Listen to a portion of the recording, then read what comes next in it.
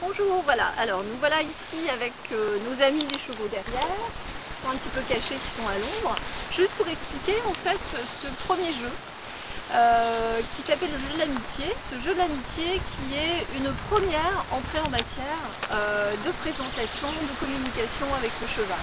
Dans un premier temps, ce qui est absolument nécessaire pour nous êtres humains, c'est d'être hyper relax, avec une tension à 2, voire 1,5, c'est-à-dire être complètement relâché pour pouvoir se faire accepter par le cheval, car pour nous, ça paraît évident d'entrer en contact comme ça tout de suite vers le cheval, d'aller le toucher. Or c'est une erreur fondamentale quand on veut rentrer véritablement dans son langage. On ne parle plus, on s'exprime uniquement avec son corps, avec son cœur et avec tout son corps. Voilà. Donc en fait le premier jeu, son objectif c'est d'aller gagner la confiance du cheval, de lui dire quoi que je fasse, tu n'as rien à craindre de moi. C'est véritablement le convaincre que je suis son ami. Tu peux devenir mon ami. Et tout cela avec beaucoup de confiance, de respect, pour que la relation soit tout à fait harmonieuse. Voilà. Et ça, c'est ce que l'on ne pratique pas suffisamment dans la relation humaine, le respect et la confiance. Voilà. On va d'abord désensibiliser le cheval. Désensibiliser, ça veut dire quoi? Ça veut dire lui permettre d'accepter qu'on puisse le toucher ou avec la main ou avec un stick.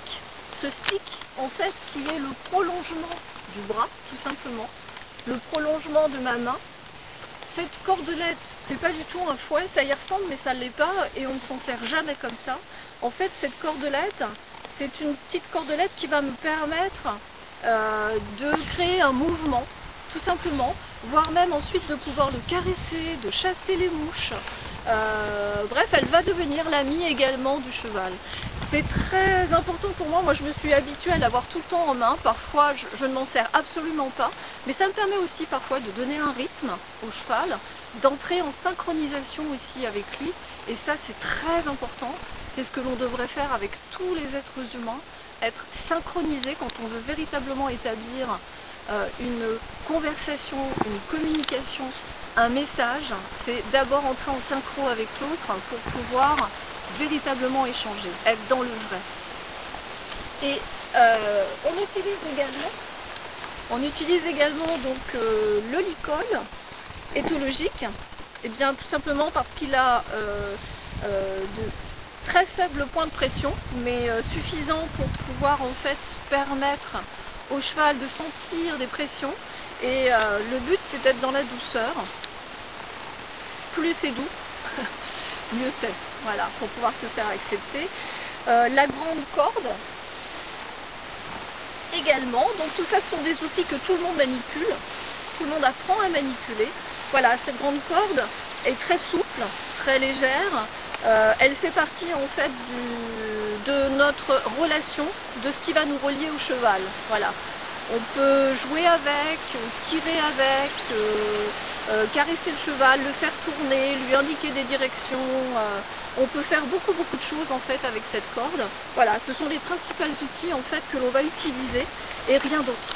Et vraiment rien d'autre. Voilà, à part notre regard, la pensée, le mental, toute l'énergie du corps. Et le rythme. Le rythme va être très important.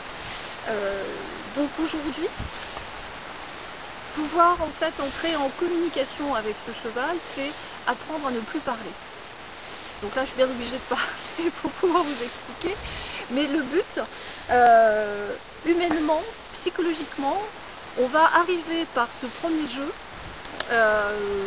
à apprendre à relaxer son corps, à calmer son esprit, à respirer, ensuite à entrer dans le monde de quelqu'un qui ne nous connaît pas, que nous ne connaissons pas, entrer dans un monde totalement étranger, et ça se produit tous les jours avec tout le monde.